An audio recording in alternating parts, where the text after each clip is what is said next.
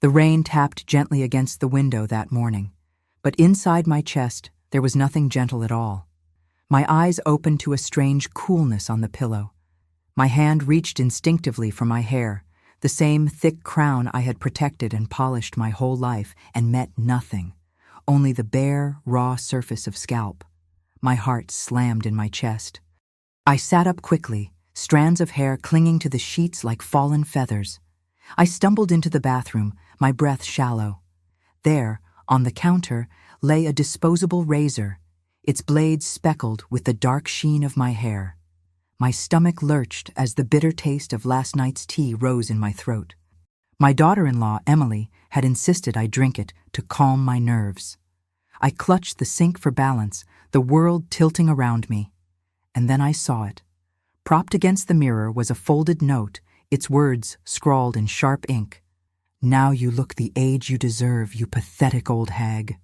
The air drained from my lungs. My hands trembled as I pressed the note to my chest.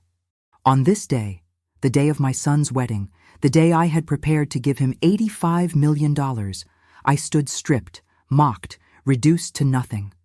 For a breathless moment, I thought the humiliation would consume me whole. But then, like a spark in the ashes, another thought flared. Maybe this wasn't just destruction. Maybe it was revelation. I tightened the scarf around my head, hiding the evidence, and whispered to myself, "Not yet. My name is Gloria Wentworth, and I am 66 years old." That morning was supposed to mark the fulfillment of my life's sacrifices. Instead, it became the first day I began to see the truth I had been avoiding for decades. I grew up believing motherhood meant endless giving. When John, my husband, died far too young, I poured myself into survival. 2 children needed clothes, food, futures. I scrubbed apartments until my hands bled, worked night shifts for men who shouted orders like I was invisible, and saved every coin. 1 property became 2, 2 became 10. I built a real estate empire brick by brick, grief by grief, until I held in my hands a fortune that astonished even me. $85 million. A number large enough to rewrite a family's destiny. I thought handing that legacy to Daniel, my firstborn, would be the crown of my love, proof that no sacrifice had been wasted. But as I sat at my vanity that morning, balled under the silk scarf, Emily's note burning in my purse, something cracked open inside me. Had I mistaken servitude for love? Had I confused generosity with being used? The memories pressed in, the times Daniel defended Emily when she mocked me in subtle ways, the times he dismissed my concerns as jealousy, the years when I was nothing more than a checkbook with a smile. The laughter from the wedding party floated in from the next room, muffled and careless. They thought the day would be a fairy tale. But in my chest, a storm was gathering, a storm that would shatter illusions before the night was through. And deep down, I already knew. This wedding would not be remembered for vows or kisses. It would be remembered for the truth. The scarf felt strange against my scalp, silk where there should have been softness, a cool glide over skin that had never seen the light. I tied it once, twice, then a third time, because my hands wouldn't stop shaking. The knot sat at the base of my neck like a pebble in a shoe. I dabbed concealer under my eyes, traced a steady line of chestnut along my brows, and reached for the string of pearls John gave me on our 10th anniversary. The clasp clicked. The sound steadied me. In the kitchen, the kettle still sat on the stove from the night before. The empty teacup waited on the counter like a witness. I lifted it to my nose and caught a faint, bitter afterscent beneath the chamomile. Something metallic. The tea had been Emily's idea, her smile too sweet, her hand lingering too long on my shoulder. "You need to rest, Gloria," she had said. "Tomorrow is your big day." I set the cup down gently, as if it might explode. The clock over the sink ticked with polite impatience. My phone buzzed with messages. "Can you bring the emergency sewing kit? Where's the boutonniere box? Are you almost ready, Mom?" A chorus of needs, none of them my own. That had been the rhythm of my life. Answering, fixing, providing, being the reliable heartbeat no one noticed until it stopped. A mother who exists like a bank, open late, Interest-free, no limits. I reached for the fridge and pulled out a glass bottle of milk, remembering how Daniel used to wake before dawn to steal sips when he was little, the corners of his mouth white with mischief. He'd grin at me, daring me to be angry. I never could. That boy lived in my bones, even now, when the man he'd become made choices I could no longer carry for him. On the table lay the red leather folder from my lawyer, a neat package of wires and numbers, transfer instructions, verification codes, the quiet power to move $85 million across invisible bridges in under a minute. I had planned to call after the reception to whisper the code that would make it all real. I had planned to watch Daniel's face and feel, finally, like I had delivered him home from the long storm of our lives. But the folder looked different now. Not like a gift. Like a weapon I had aimed at myself. I ran a dishcloth under the tap and wiped the counter in small circles, as if cleaning could undo the night. Strands of hair, my hair, still clung to the kitchen tile, caught where they'd fallen from my robe when I stumbled into the bathroom. I knelt to gather them, but my fingers stalled. For a long moment, I just stared. That used to be part of me. The woman people praised for being so put together. The woman who smoothed every wrinkle of a life that never stopped wrinkling. A memory rose. John at the sink, sleeves rolled up, rinsing peaches. He'd kiss the top of my head as he passed, the kind of casual tenderness that makes a home feel like a harbor. Maggie, he'd tease, his nickname for me that no one else used. You can't pour from a cracked pitcher. I'd laugh it off. Then I cracked anyway, but quietly, in places no one could see. Abuse wasn't always loud. Sometimes it was a soft erosion, requests layered on expectations layered on guilt, until the cliff becomes sand and the tide takes it, little by little. I slid the hair into the trash and straightened with a small groan, the kind that reminds you your body keeps score. My purse waited by the door. I slipped the red folder inside, then Emily's note. The paper rasped against the leather. They could sit together like two truths I wouldn't ignore anymore. The cruelty and the power. Before leaving, I walked room to room as if to collect myself from the places I'd scattered. My reading glasses on the arm of the sofa, a cardigan slung over the piano bench, a photo of Daniel and his sister Leah taped on the fridge with a magnet shaped like a lighthouse. In the photo, Leah squints at the sun, Daniel's arm thrown around her, both of them leaning into me. My smile was smaller than theirs. I hadn't noticed that before. My phone buzzed again. Daniel calling. I let it ring once, twice, 3 times before picking up. I'm on my way, I said before he could speak. Mom, he exhaled, relief bursting through the line. Thank God. Emily's freaking out about the place cards and the florist lost one of the centerpieces and, wait, you sound weird. Are you okay? I'm fine, I lied calmly. What do you need? A pause. Then the list returned. Efficient as a shopping run. Ribbon, safety pins, mints for Uncle James, the cufflinks he'd left at my house last night. I listened, pen in hand, writing each one down like a secretary. Not a mother, not a woman with a morning to survive. A hand that could be filled. When he finished, I said, all right, and hung up before I said something I'd regret. I stood there, phone warm in my palm, and let the quiet settle again. The scarf held. The pearls were cool against my collarbone. I was an older woman about to walk into a room where everyone believed I existed to make things easier. I had done that for years. I had smiled and absorbed what others could not bear. But a small river of something new was cutting through me.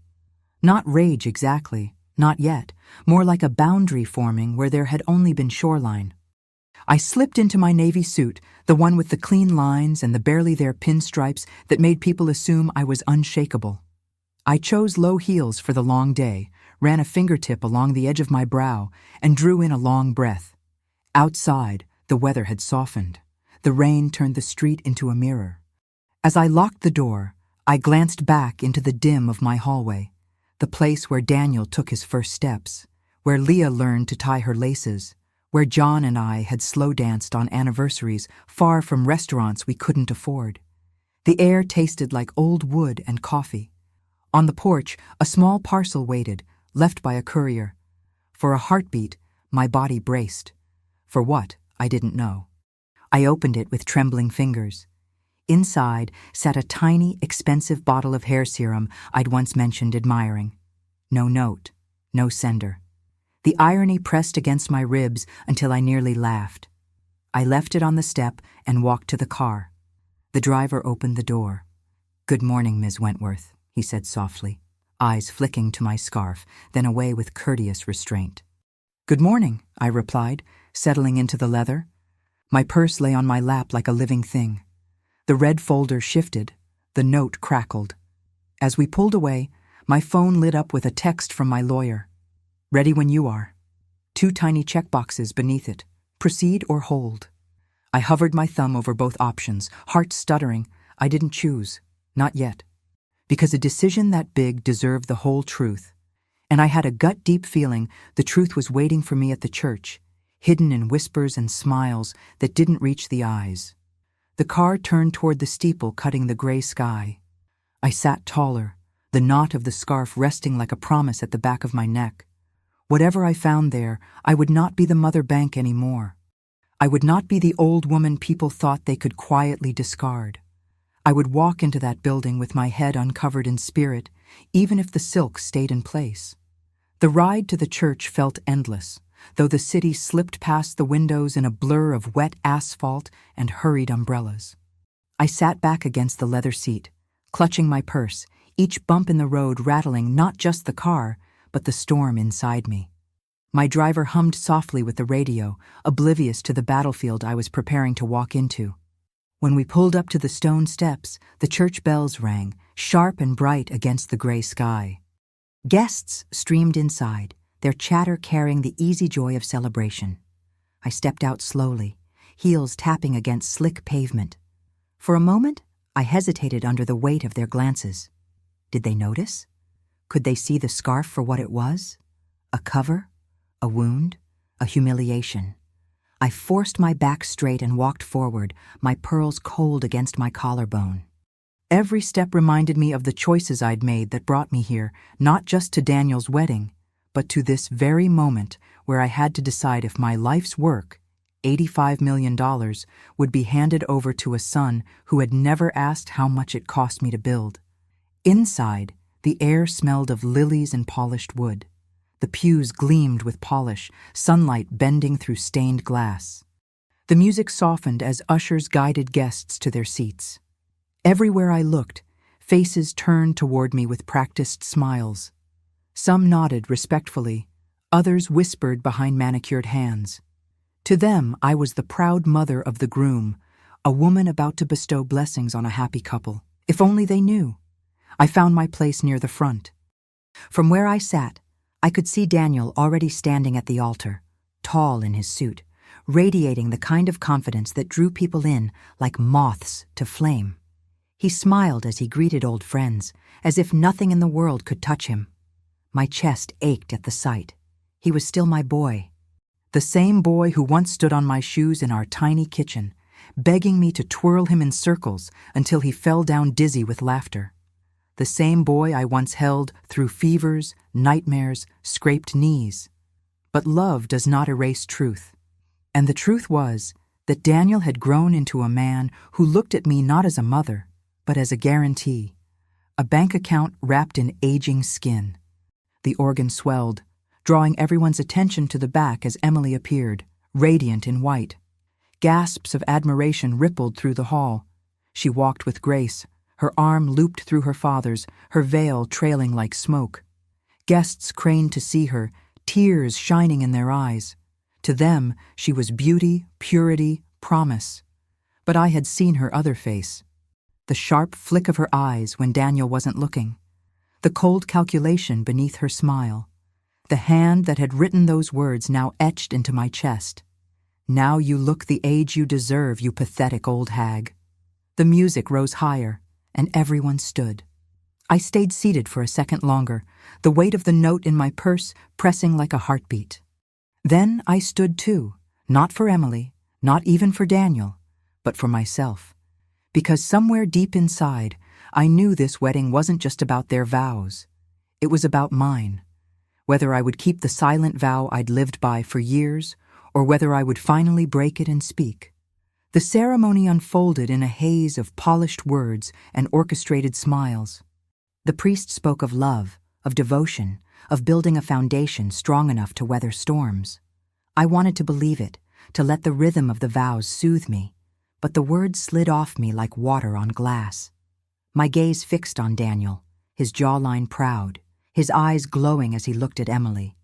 He was a man in love, or a man bewitched. Guests dabbed at their eyes as Emily repeated her vows, her voice clear and melodic. She glanced toward me once, just once, and her eyes sharpened for the briefest second, a flash of victory masked by her angelic tone. My fingers tightened around my clutch until my knuckles ached. The rings were exchanged, the kiss sealed, and applause thundered through the church.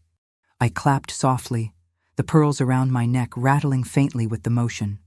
My body was there, but my spirit hovered elsewhere, drifting back through time. I remembered John in this very church, standing beside me decades ago. The scent of roses, the same stained glass bathing us in jewel tones, his hand squeezing mine with a promise in its warmth. He had whispered as we walked out the doors that day, "We'll make it, Maggie. No matter what, we'll make it." We had made it, for a time, until cancer stripped him away and left me with 2 children and an emptiness that could have swallowed us whole. But I had fought. God, how I had fought. Every dollar saved, every sleepless night, every humiliation swallowed. It was all for them. For Daniel, for Leah, for the family John and I had dreamed of building. And now, here I stood, 66 years old, in the same church, watching my son promise himself to a woman who had poisoned my tea, shaved my head in secret, and left a note designed to crush me. The applause faded into music as the couple walked back down the aisle, guests tossing petals into the air. Daniel's grin stretched wide. Emily's laughter rang clear. Everyone saw a beginning, but all I could see was the note. All I could feel was the rawness beneath my scarf. I rose with the others and followed toward the reception hall. The scent of roasted lamb and sugared cakes drifted through the air, laughter bouncing off the walls. But my steps felt heavy, each one carrying me closer to the moment I knew was coming. I thought of the red folder tucked in my purse, the numbers and codes waiting for my approval.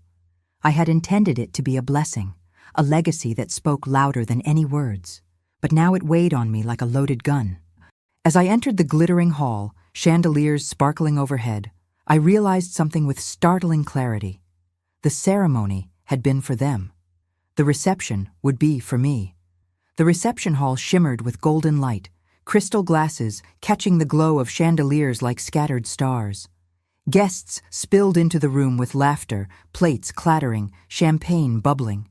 For everyone else, it was celebration. For me, it was theater, a stage set with polished illusions.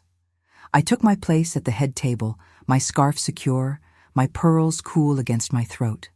My smile felt practiced, the kind I'd worn for years to reassure Daniel and Leah that everything would be all right, even when I was falling apart inside. From my seat, I could see the entire hall, the cousins gossiping near the buffet, the bridesmaids snapping photos, the old friends already tipsy with joy. Daniel moved among them effortlessly, shaking hands, hugging relatives, accepting congratulations with that boyish grin I once thought could light the world. He was magnetic, just like his father had been. But where John's charm had been rooted in warmth, Daniel's had a sharpness to it now, a glimmer that reminded me more of performance than sincerity. Emily floated beside him, a vision of white silk and carefully curated laughter. To the guests, she looked radiant, untouchable. But I saw the flick of her eyes when Daniel wasn't watching, the way they skimmed the room, cool and calculating, like a banker tallying her assets. My stomach tightened. To her, this marriage wasn't about love. It was about acquisition. On the table in front of me sat my purse. Inside, the red folder hummed with invisible power. $85 million, ready to vanish into Daniel's hands with a single word. For weeks I had imagined this moment as joyful, me announcing the transfer, him embracing me with tears of gratitude, Emily's eyes soft with respect. But now, the folder looked like a trap I had set for myself, a chain waiting to be clasped around my own neck. I took a sip of water, my throat dry. Across the table, Emily leaned into Daniel's ear and whispered something that made him laugh, his eyes shining as he kissed her cheek. To everyone watching, it was tender. To me, it was a performance, and I was the audience meant to applaud. The band struck up a lively tune, and couples filled the dance floor. I watched Daniel spin Emily gracefully, his hand firm at her waist. For a fleeting moment, I remembered when his hands were small enough to fit inside mine, when he used to beg me to spin him around the kitchen until we both collapsed in laughter. Tears stung my eyes, but I blinked them back.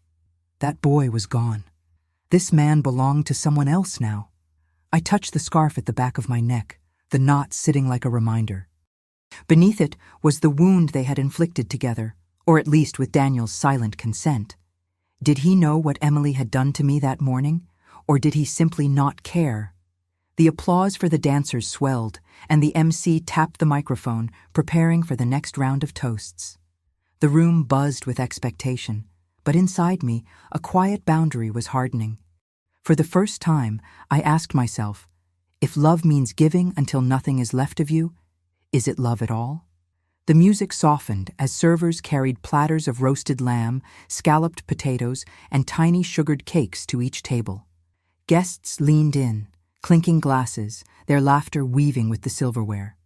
From where I sat, everything shimmered with the perfection of a painting, yet beneath the gold light, I felt the edges fray.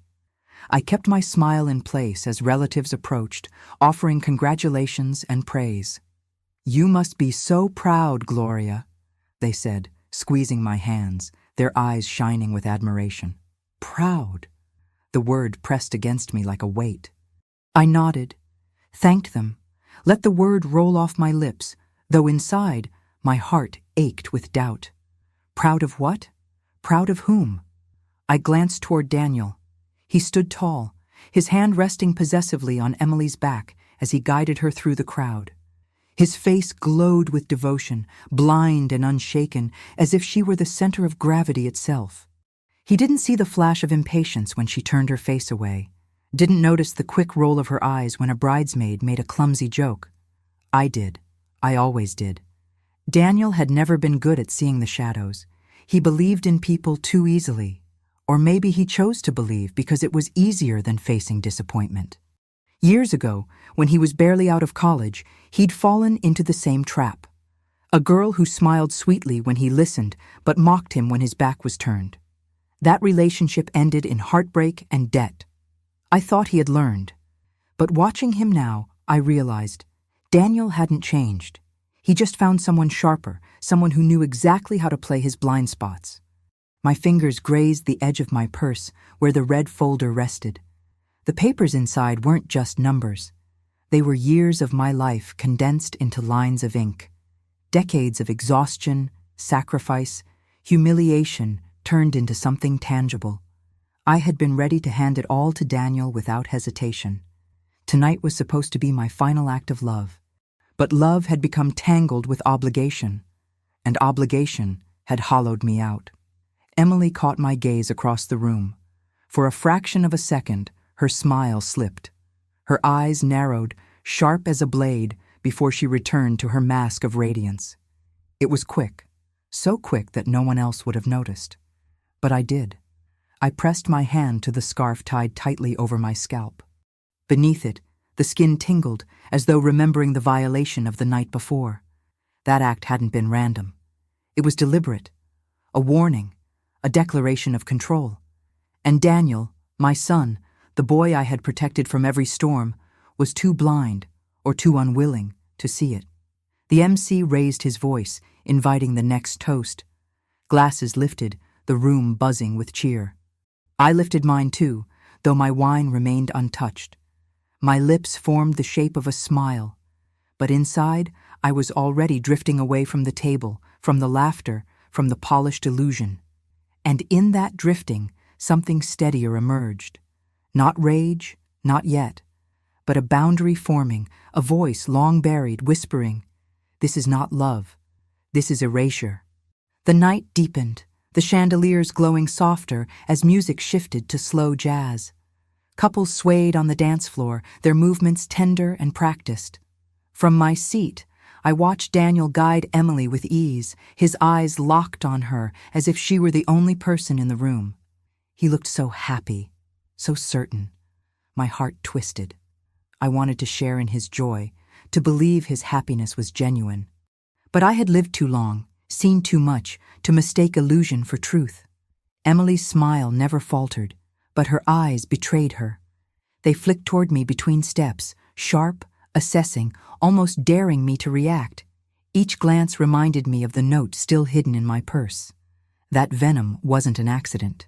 It was a message. You are nothing. You are already erased. Daniel couldn't or wouldn't see it. His devotion to her was absolute. He had defended her from the beginning, brushing aside my quiet concerns with practiced ease. "Mom, you're reading too much into things," he'd say, his tone clipped, dismissive. "Emily loves you. She's just nervous. You always judge too quickly." But I hadn't judged too quickly. I had judged too late. Years ago, when Daniel was fresh out of college, he'd trusted another woman who played him like a fiddle. Sweet words to his face, ridicule behind his back. That relationship ended in financial mess. Bills I helped him untangle, shame he carried in silence. I thought he had learned. But now, as I watched him cling to Emily as if she were salvation, I realized he had only grown more blind. I shifted in my chair, fingers brushing against the scarf tied tightly around my head. Beneath it, my scalp prickled with the memory of what had been done to me that morning. To Emily, shaving my head wasn't just a cruel prank. It was a way of stripping me of control, of reducing me to something pitiful and powerless. And Daniel, in his devotion, either hadn't noticed or had chosen not to care. Guests nearby laughed at a joke, their glasses clinking. The sound rang hollow to me, brittle. I reached into my purse and touched the folded note again. Its edges were soft now, worn from my fingers, but the words cut sharper each time I remembered them. "You pathetic old hag." I looked back at the dance floor. Daniel twirled Emily, her gown spinning like a wave of silk. Guests sighed and applauded, charmed by the picture of romance. But to me, it wasn't romance. It was theater. I whispered to myself, so quietly no one else could hear, "My son doesn't see me anymore." And with those words, a dangerous question surfaced. If he only saw me as a bank, a tool, a duty, did he deserve the 85 million at all? I needed air. The laughter, the clinking glasses, the swelling music, it all pressed too close, choking me. I excused myself with a polite smile and slipped down a side hallway lined with framed photographs of past ceremonies. Strangers' faces beamed at me from decades ago, frozen in joy. Their silence mocked the storm that churned in my chest. I found a dim room off the corridor and stepped inside, grateful for the quiet. My hands trembled as I pressed them against the cool edge of a wooden table. For a moment, I thought I might collapse. But then I heard it. Daniel's voice, low and urgent, seeping through the cracked door of the adjoining room. I froze. "Listen," he said sharply. "Once the transfer goes through, the debt's covered. 85 million is more than enough. Just keep them quiet until tomorrow." My stomach dropped. A man's voice rumbled faintly in response, muffled but unmistakably transactional. Daniel's words came again, faster, desperate. "My mother always comes through. She won't say no, she never does. She'll make the call tonight." I covered my mouth with my hand, heart hammering. My son, my Daniel.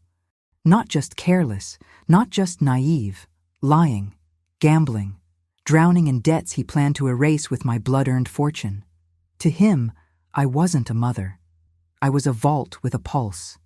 The conversation ended with a clipped goodbye, his footsteps fading down the hall. I stayed rooted in place, my body trembling.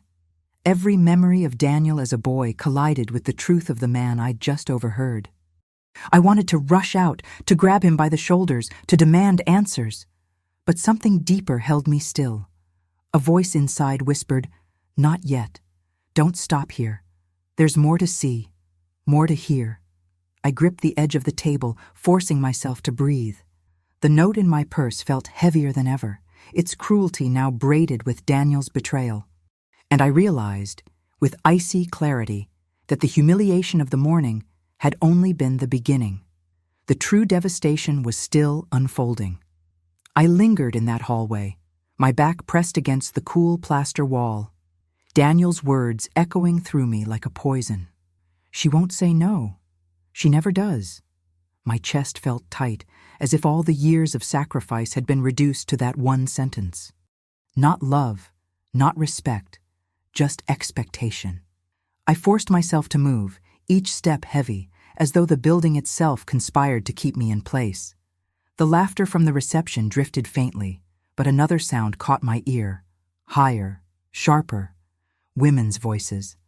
I might have walked past if I hadn't heard my own name carried on a ripple of cruel laughter.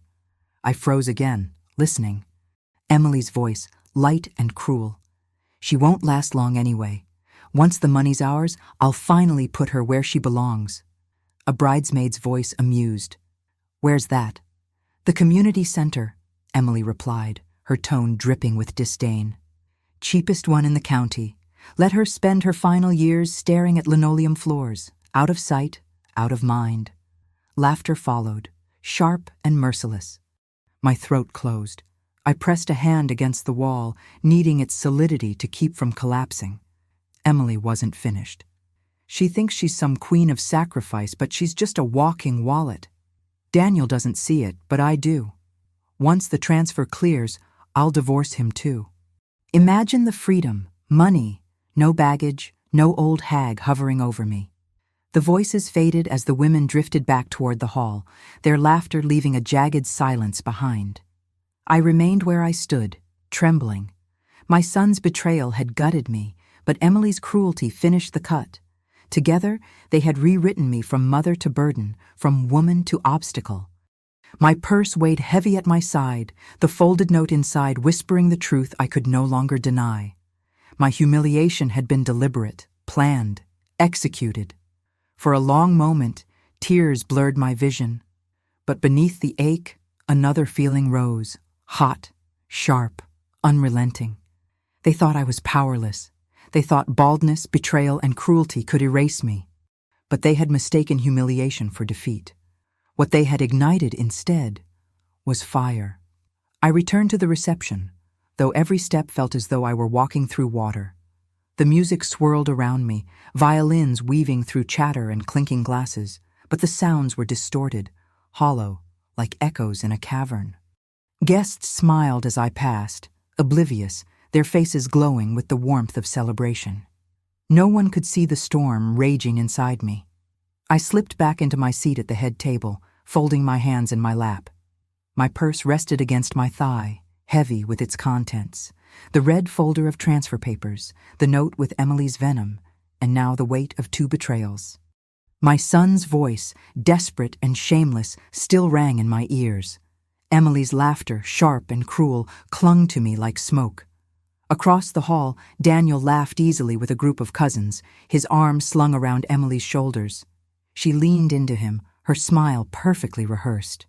They looked every bit the golden couple, the embodiment of hope and promise. But I saw the cracks. I had heard the truth. Their union was built on sand. I excused myself quietly and made my way to the restroom. The harsh fluorescent lights flickered as I stared into the mirror. The scarf was still in place, but the eyes staring back at me were unfamiliar, red-rimmed, hollow, and yet burning with something fierce. For a long moment, I gripped the edge of the sink, fighting the urge to cry. I would not give them that. My hand drifted to my purse.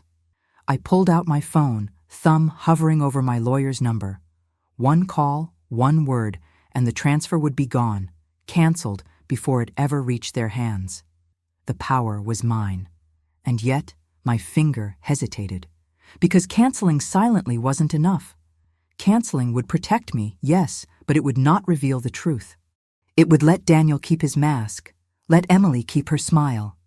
They would walk out of this day adored and admired, their secrets buried. No, that would not be enough. I splashed cold water on my face, smoothed my scarf, and straightened my shoulders. The time would come, and when it did, I would not whisper in shadows. I would speak where the world could hear. The MC's voice echoed from the hall, calling for attention. My heart pounded. The moment was drawing near. I dried my hands slowly, deliberately, as if each movement stitched my resolve tighter. Then I whispered to my reflection, "They think I am weak. They will learn I am not." The reception was in full bloom when I returned, the chandeliers shimmering brighter now that night had deepened. Glasses sparkled, laughter rolled like waves, and the band struck up a lively tune that sent more couples swirling onto the dance floor. To anyone else, it was joy. To me, it was a stage, one I was about to step onto. I found a quiet corner near the windows, the city lights stretching beyond the glass like veins of fire. My reflection stared back at me, the scarf wrapped neatly, pearls glowing faintly at my throat. For years, I had dressed like this to project strength. But strength, I realized, wasn't in the fabric or the jewels. It was in the fire growing inside me, the fire humiliation had sparked. Behind me, Daniel raised his glass in laughter, Emily glowing by his side.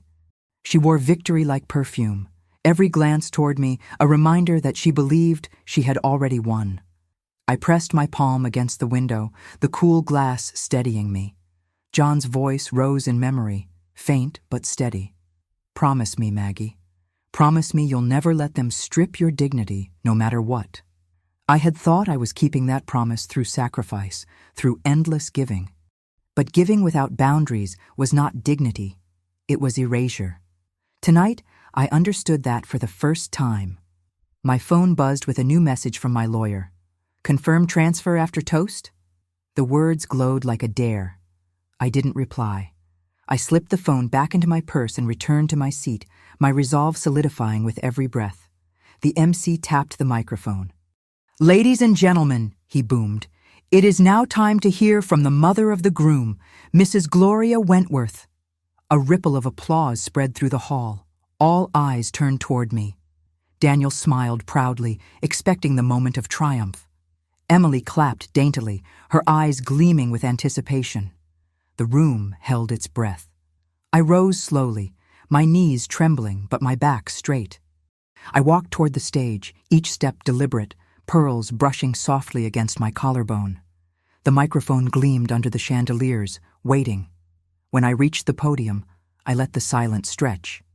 Dozens of faces stared up at me, glowing with expectation. Daniel's eyes shone with pride. Emily's lips curved in victory. I placed my hand on the podium and whispered to myself, so faintly only I could hear, "This is my turn." And then I began. The hall quieted as I stood at the podium, the microphone catching the faint tremor in my breath before I steadied it. Chandeliers bathed the guests in warm light, their faces turned toward me with eager smiles. They expected blessings, gratitude, a generous announcement. They had no idea they were about to witness a reckoning. I began slowly, my voice low but clear. "Thank you for being here to celebrate Daniel and Emily's day. Weddings are meant to be about beginnings, about love, about the future." I let my eyes rest on Daniel. His smile widened, proud, certain that I would speak the words he longed to hear. The room leaned forward, hungry for the moment when I would reveal the fortune, the $85 million they had all whispered about in corners. But instead, I continued. Life has a way of testing us. Sometimes it strips away the masks we wear, leaving only the truth, and sometimes that truth is not what we want to see.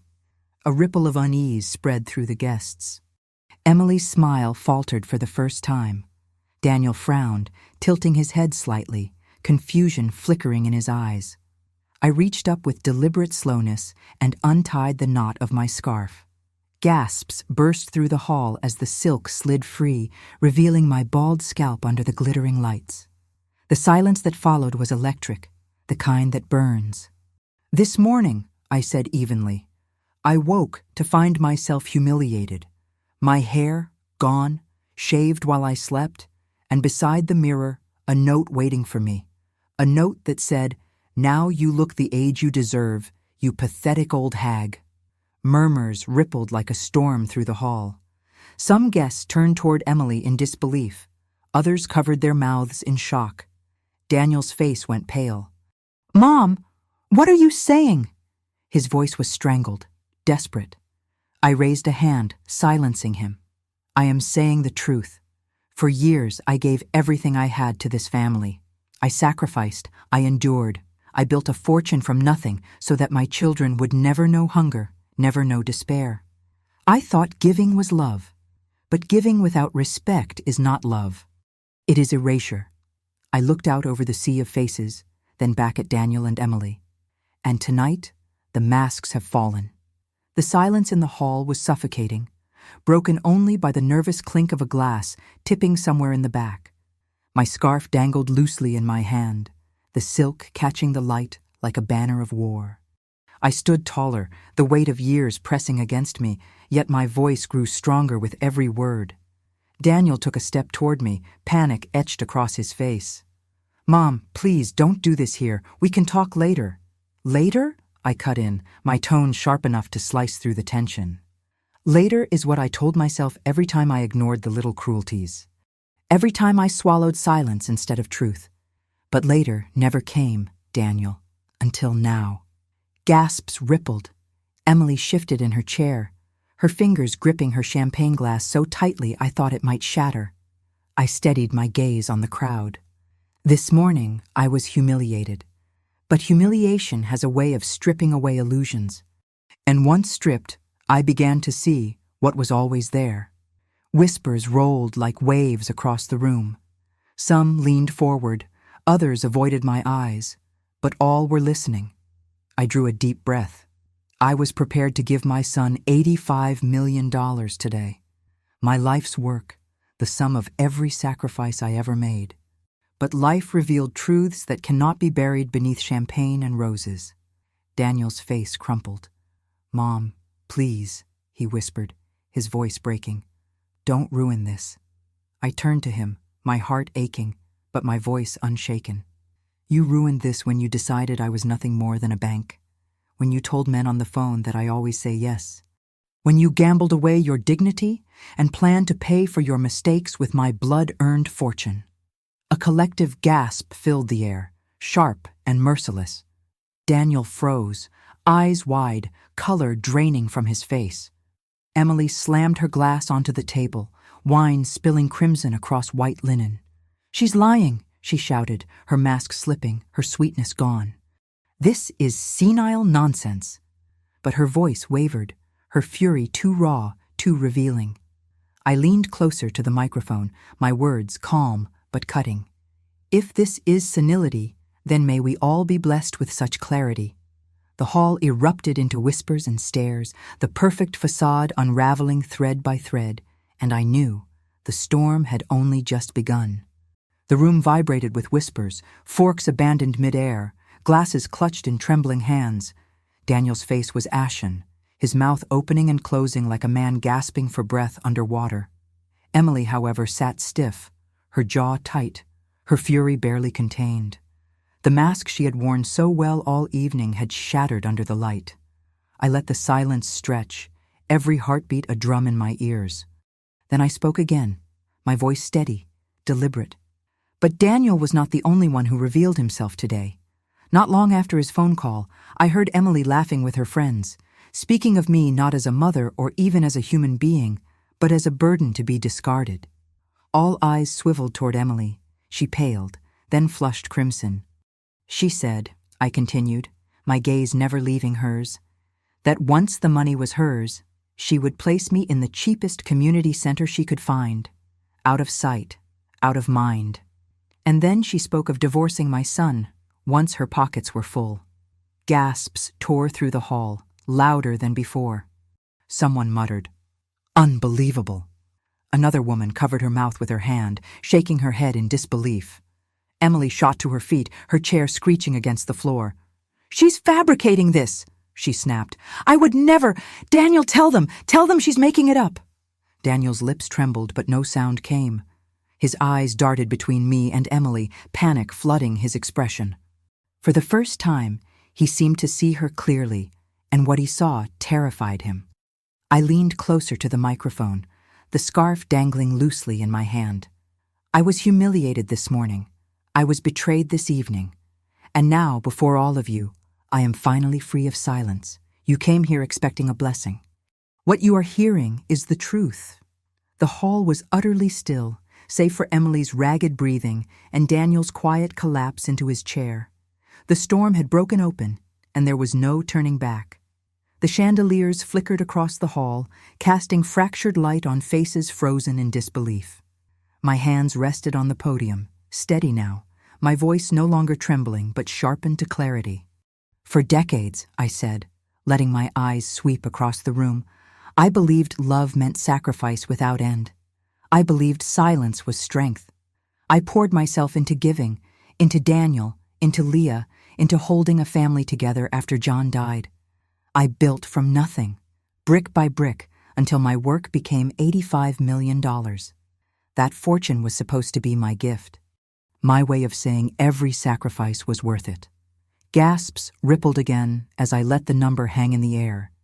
Even those who already suspected seemed stunned by its confirmation.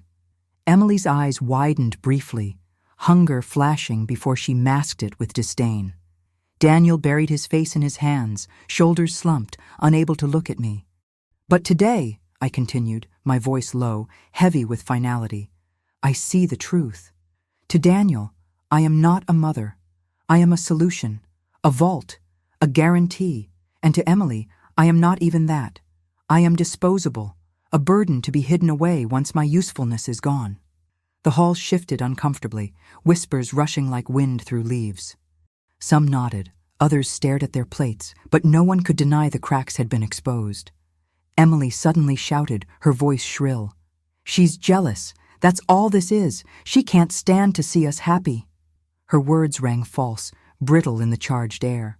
No one applauded her outburst. A cousin near the back muttered, "Shameful," and the ripple of disapproval spread quickly. I lifted my chin, pearls glinting in the light. "No, Emily. I am not jealous. I am awake." The silence that followed was deep, thick with something irreversible. I knew in that moment that my decision had already been made. The fortune would not pass into their hands. The transfer would be canceled. And my silence, my decades of swallowing humiliation, was over. "This wedding," I said quietly, "will not be remembered for its vows or its flowers. It will be remembered as the day I refused to be erased." The hall was so quiet, it felt as though even the chandeliers had stopped shimmering.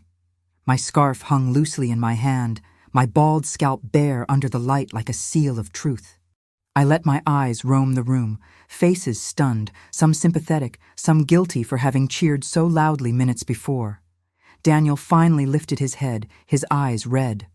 "Mom," he whispered, a boy's voice breaking through a man's facade.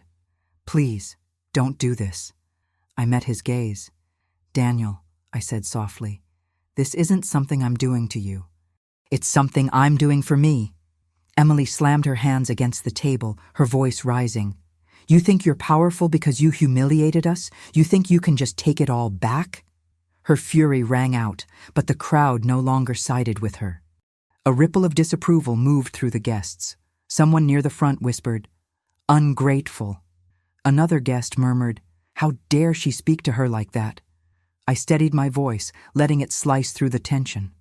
"This morning, you tried to strip me of my dignity. Tonight, you've revealed your own. And I will not fund cruelty." Daniel looked stricken, reaching for Emily's arm, but she yanked it away. "We don't need her money," she snapped, her mask fully gone now. "We're better off without it." Her words fell flat in the hush, echoing with the desperation of someone who already knows she has lost. I turned back to the microphone. For years, I confused generosity with love. But tonight, I remember the promise I made to John, to never let anyone strip my dignity, no matter how much I love them. That promise begins now. The hall held its breath. Emily glared at me, Daniel crumbled in his chair, and the guests stared as though watching a portrait come to life. I reached into my purse and laid my hand on the red folder. The note Emily had written still rested on top, its ink a scar across the paper. For decades, I had allowed others to write my story. Tonight, the pen was back in my hand. The silence stretched, a living thing wrapping itself around every table, every guest. My hand lingered on the red folder, its weight anchoring me. The faces before me blurred into a sea of stunned expressions, but two stood out: Daniel's, pale and broken, and Emily's, twisted with fury.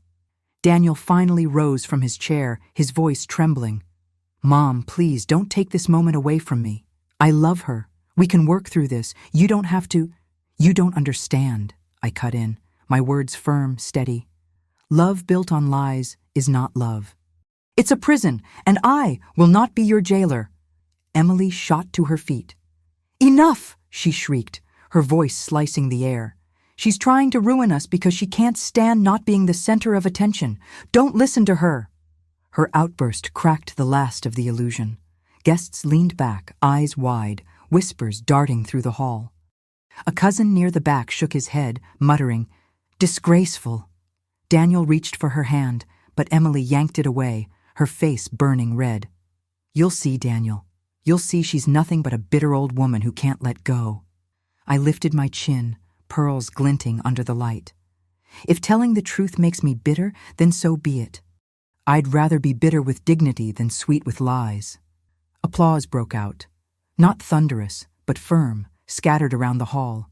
It wasn't celebration. It was respect. Emily's glare swept the room, her chest rising and falling in jagged breaths. Daniel collapsed back into his chair, burying his face in his hands. I let the silence settle again, then spoke clearly, each word deliberate. "The $85 million will not go to this marriage. It will not be squandered on debts or cruelty. My legacy will go where it can create hope, where it will be honored. I choose dignity for myself and for the future." The words echoed like bells, sealing the truth. There was no going back. The ripple of applause faded into stunned quiet, the air thick with the weight of what I had declared. Guests sat frozen, torn between sympathy for me and disbelief at the spectacle unraveling before their eyes. I stood tall, scarf dangling loosely in my hand, my scalp gleaming under the chandeliers as though lit by defiance itself. Daniel stared at me, his eyes red and wet, his lips trembling. "Mom," he whispered, the sound barely carrying past the microphone. Don't do this. Please. We can fix it. I can fix it." The desperation in his voice pierced me, twisting my chest. But then I remembered his words on the phone, the certainty with which he had promised strangers that I would always come through. My jaw tightened. "Daniel," I said softly but firmly, "I have fixed enough. Some things you must fix yourself." Emily's chair screeched as she stood again, fury radiating from her in waves. "This is pathetic," she spat. "You think anyone here respects you now? You've embarrassed yourself in front of everyone. You'll die alone, and that money won't buy you love." A murmur of disapproval spread through the crowd. One guest whispered loudly, "Shameless girl." Another shook her head, eyes full of pity as she glanced at me. I steadied myself against the podium, my voice calm but cutting. "You're right, Emily. Money cannot buy love. But tonight I learned it can protect me from being erased. It can give me freedom instead of chains. And it will go to those who know what gratitude and dignity mean. Two things you've never valued." The hall erupted in whispers again. Emily's face twisted, her mask gone entirely. Daniel slumped lower in his chair, his hands covering his face. I drew in one final steadying breath. $85 million will not be wasted on betrayal. It will be invested in lives that still know the meaning of respect. That is my gift tonight, not to you, but to myself. The guests erupted into cautious applause, some clapping out of respect, others simply out of shock. The tide had turned. The truth was no longer a whisper. It was carved into the night, And in that moment, I felt lighter than I had in years. The applause faded into uneasy quiet, the kind that clings to walls long after words have been spoken. I stepped back from the podium, scarf still in my hand, heart pounding like a drumbeat of release. For the first time that day, I felt my breath steady. The storm had passed through me, and I was still standing. Daniel remained in his chair, head in his hands. His shoulders shook, though whether from anger, shame, or grief I couldn't tell. The boy I raised, the boy who once clung to me when nightmares woke him, was buried somewhere in that man. But tonight, I could not go digging for him. Tonight, he had to sit with the choices he had made. Emily, on the other hand, stood stiff and livid, her fists balled at her sides. Her bridesmaids shifted uneasily, their painted smiles gone. No one rushed to her defense. No one reached for her hand. She was exposed, her cruelty laid bare in front of the very crowd she had sought to impress. Guests whispered among themselves as I walked back to my seat, my heels clicking softly on the polished floor. Some reached out to squeeze my hand, their eyes wide with a mix of pity and admiration. Others avoided my gaze, unsettled by the rawness of what they had witnessed. But I no longer cared about whispers. My silence had ended. I slipped into my chair, my purse resting on my lap like a faithful companion. Inside, the red folder waited. I pulled out my phone and dialed my lawyer's number. He answered on the first ring. "It's Gloria," I said, my voice calm, steady.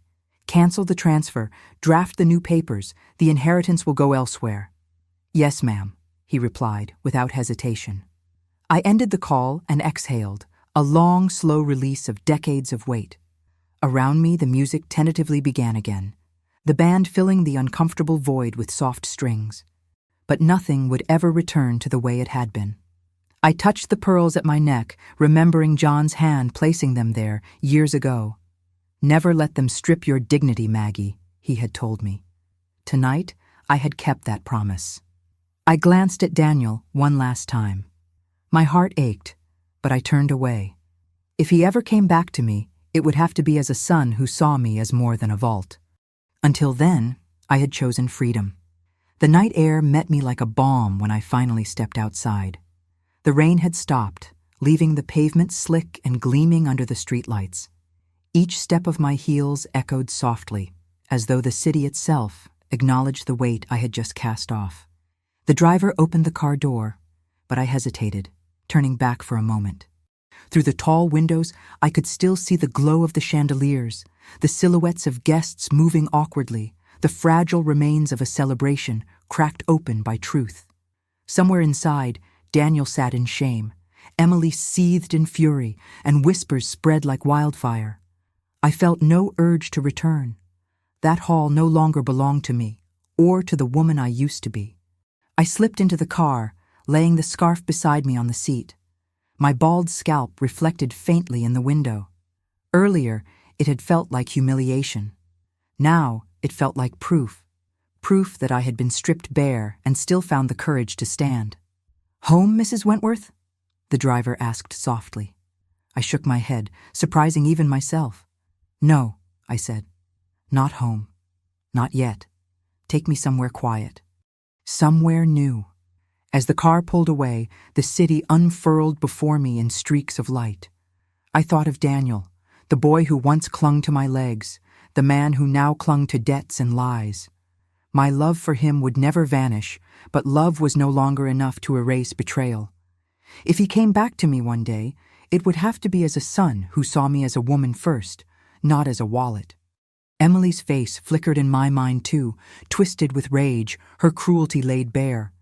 She had tried to reduce me to nothing, but in the end, she had only revealed herself. Masks, once shattered, cannot be pieced back together. I leaned back against the seat and let the hum of the engine steady me. My lawyer would draw up the new documents by morning. The $85 million would not vanish into greed. It would go to shelters, to scholarships, to places where dignity could grow. My wealth would no longer be a leash.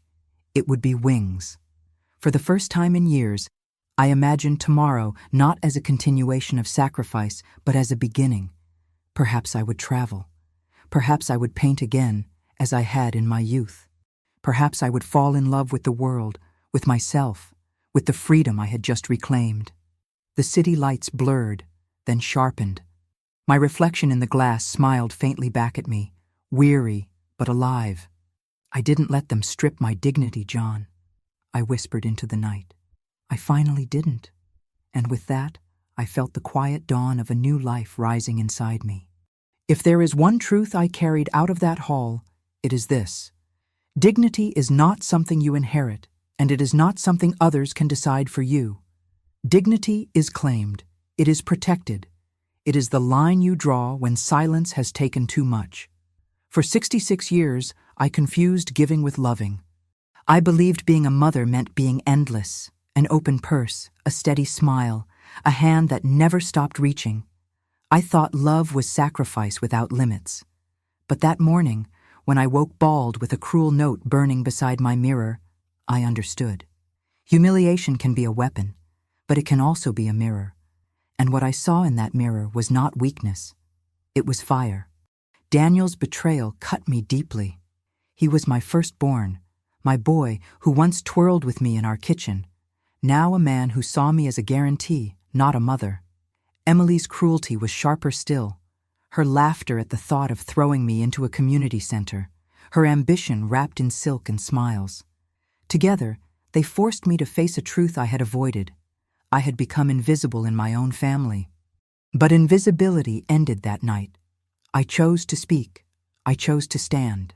And in doing so, I discovered something I had lost for decades: myself.